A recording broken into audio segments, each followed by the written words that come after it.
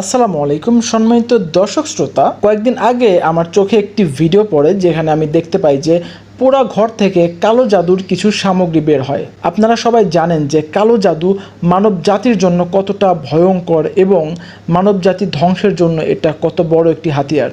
যারা কালো জাদু করে থাকেন তারা কিন্তু সম্পূর্ণ শিরকের মধ্য দিয়ে এই কাজগুলো করেন এবং ইসলামে কালো জাদুকে সম্পূর্ণ হারাম করা হয়েছে।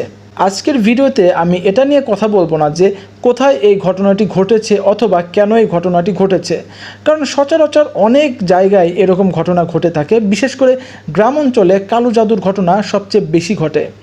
আমি আজকে এটা নিয়ে কথা বলবো যে কালো জাদু আসলে কতটা ভয়ঙ্কর এবং কেউ যদি মনে করেন যে আপনার উপর কালো জাদু করা হয়েছে তাহলে আপনার করণীয় কী।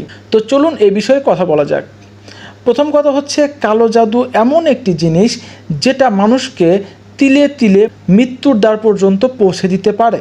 যারা কালো জাদু করে তারা প্রথমত জিনদের সাহায্য নিয়ে এই কালো জাদুগুলো করে, কারণ মানুষ কোনোভাবেই কাউকে অদৃশ্যভাবে আঘাত করতে পারে না, মানুষ কোনোভাবেই কাউকে অদৃশ্যভাবে ক্ষতি করতে পারে না। তার জন্য তাদেরকে বদ কিছু জিনের সাহায্য নিতে হয় এবং তারা সেই বদ জিনগুলোকে দিয়ে এই কাজটি করে থাকেন। হ্যাঁ, বিভিন্ন ক্ষেত্রে তারা কিছুটা ভিন্ন পথ অবলম্বন করেন, কিন্তু বেশিরভাগ ক্ষেত্রে কালো জাদুটি জিনদের মাধ্যমেই পরিচালনা করা হয়।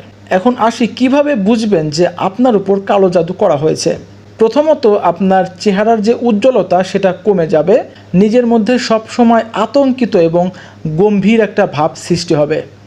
খাওয়া দাওয়া থেকে শুরু করে ঘুম পর্যন্ত অনেকটাই কমে যাবে, নিজের স্বাস্থ্য ধীরে ধীরে ভেঙে পড়বে, বুকের মধ্যে হয়তো বা ধরফর করতে পারে এবং আপনি যদি ইবাদত করতে থাকেন আপনি ইবাদতের পরিপূর্ণ স্বাদ পাবেন না।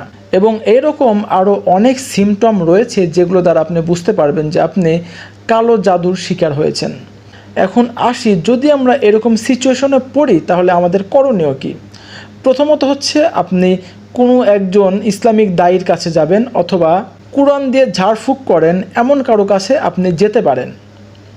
সবচেয়ে বেশি ভালো হয় কওমি মাদ্রাসার যারা শিক্ষক রয়েছেন তাদের কাছে গেলে, কারণ তারা সম্পূর্ণ কোরআন দিয়েই ঝাড়ফুঁক করে থাকেন।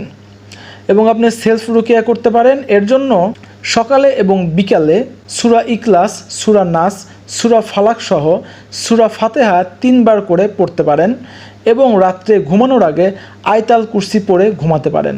এবং কালো জাদু থেকে বাঁচার জন্য বেশি বেশি ইবাদত করতে পারেন, সাথে তাহাজ্জুদ নামাজও আদায় করতে পারেন, কারণ সমস্ত সমস্যা থেকে মুক্তি দেওয়ার মালিক একমাত্র আল্লাহ তাআলা। যাই হোক সম্মানিত দর্শক শ্রোতা, আমি মনে হয় যে কালো জাদুর এই কনসেপ্টটি আপনাদেরকে বোঝাতে পেরেছি। তো যাই হোক, এই ছিল আজকের ভিডিও। দেখা হবে পরবর্তী ভিডিওতে। সেই পর্যন্ত ভালো থাকবেন, সুস্থ থাকবেন, আমাদের সাথেই থাকবেন। ধন্যবাদ সবাইকে।